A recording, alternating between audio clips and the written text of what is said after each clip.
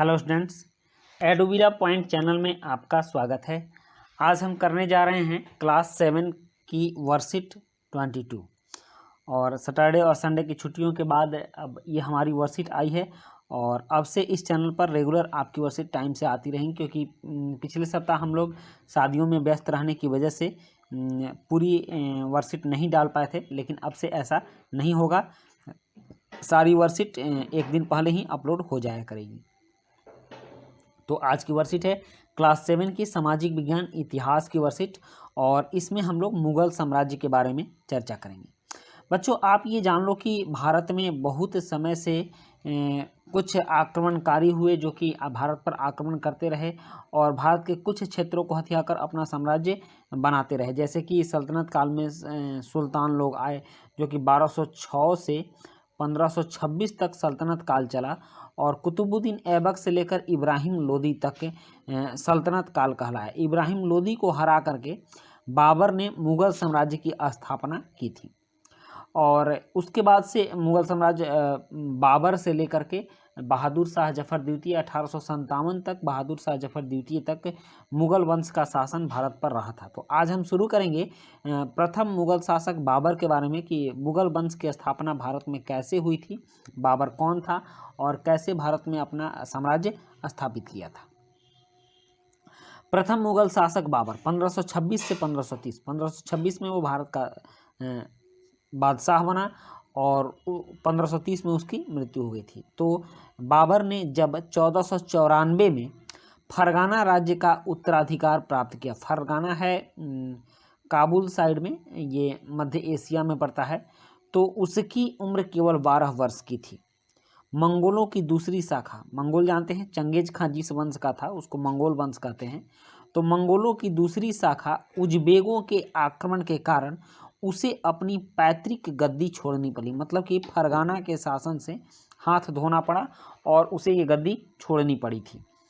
अनेक वर्षों तक भटकने के बाद 1504 में काबुल पर कब्जा कर लिया। अफगानिस्तान की राजधानी काबुल है आज के समय में, तो उसने काबुल पर मतलब अफगानिस्तान पर कब्जा कर लिया और उसने 1526 में दिल्ली के सुल्तान इब्राहिम लोदी को पानीपत में हराया। हरियाणा में पानीपत है और पानीपत के मैदान में दिल्ली के सुल्तान थे। सुल्तान उनको इसलिए कहा जाता था क्योंकि वो सल्तनत काल के थे और मैंने आपको बताया है कि सल्तनत काल कब से कब था, 1206 से 1526 तक सल्तनत काल माना जाता है और 1526 से 1857 तक के काल को मुगल काल माना जाता है।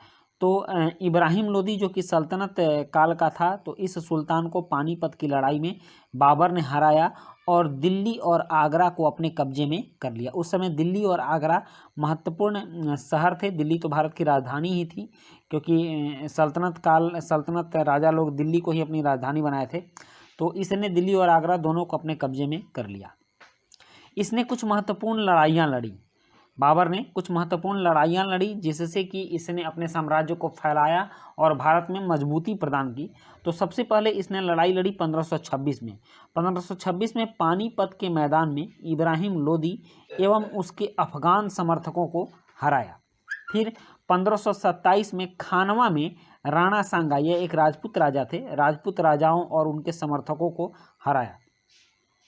फिर 1528 में चंदेरी में राजपूतों को हराया। चंदेरी का युद्ध हुआ, मतलब आप याद रखिएगा कि 1526 में पानीपत का हुआ, 1527 में खानवा का हुआ और 1528 में चंदेरी का युद्ध हुआ। चंदेरी में राजपूतों को हराया और अपनी मृत्यु से पहले दिल्ली और आगरा में मुगल नियंत्रण स्थापित किया, मतलब मुगल वंश को स्थापित किया। मुगल वंश को स्थापित करने का श्रेय बादशाह बाबर को ही जाता है। उसके बाद है मुगल बादशाह बाबर के संदर्भ में कुछ रोचक तथ्य, तो इसके बारे में कुछ महत्वपूर्ण और रोचक तथ्य जान लेते हैं। बाबर ने राजत्व सिद्धांत में परिवर्तन कर सुल्तान की जगह बादशाह की पदवी ली। मतलब कि पहले जो आप देखते थे कि सल्तनत काल में लोग सुल्तान कहलाते थे, अब वो सुल्तान नहीं बादशाह कहलाते थे, तो बाबर को बादशाह कहा जाने लगा। उसके बाद बाबर ने सर्वप्रथम तोपों का इस्तेमाल किया।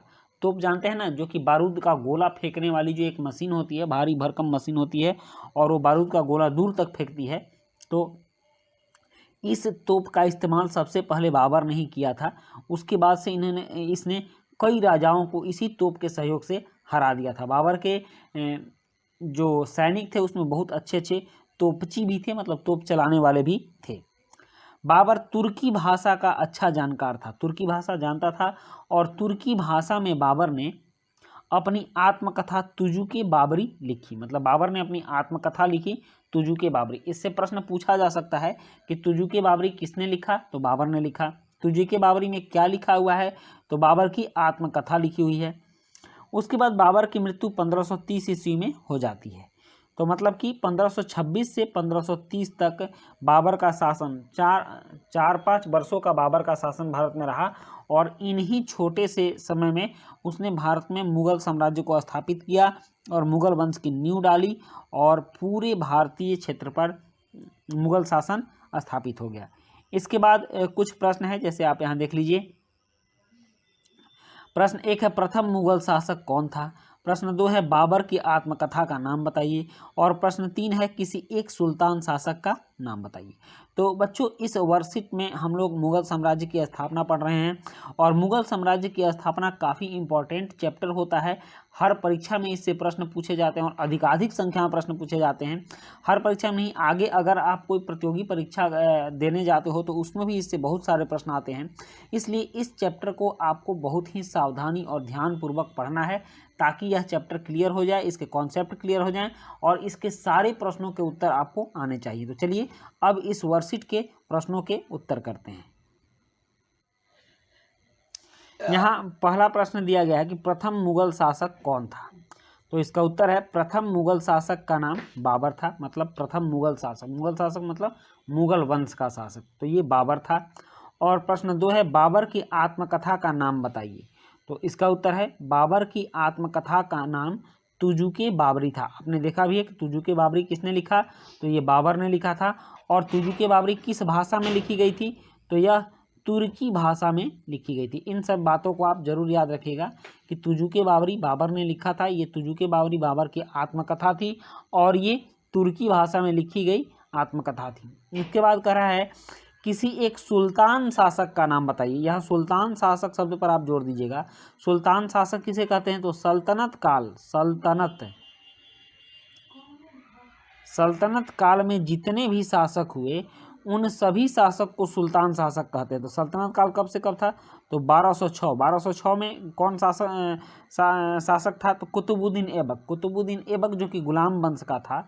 तो इस समय से लेकर और 1526 तक के काल को सल्तनत काल कहते हैं। और 1526 में इब्राहिम लोदी शासक था, और इब्राहिम लोदी लोदी वंश का शासक था। सल्तनत काल में कुछ वंशों ने शासन किया था, जैसे गुलाम वंश, खिलजी वंश, सैयद वंश, लोदी वंश। तो इस तरह से सल्तनत काल गुजरा, और दिल्ली का शासक इब्राहिम लोदी सुल्तान शासक था, ऐसा हम नाम दे सकते हैं। आप सिकंदर लोदी का भी नाम दे सकते हैं, अलाउद्दीन खिलजी का भी नाम दे सकते हैं, फिर से कुतुबुद्दीन ऐबक का भी नाम दे सकते हैं, बलबन का नाम दे सकते हैं, मोहम्मद बिन तुगलक का नाम दे सकते हैं। ये सब के सब सुल्तान शासक थे। ठीक है बच्चों, तो इसी के साथ आपकी ये वर्कशीट कंप्लीट होती है, और मिलते हैं हम नेक्स्ट वर्कशीट में। Thank you.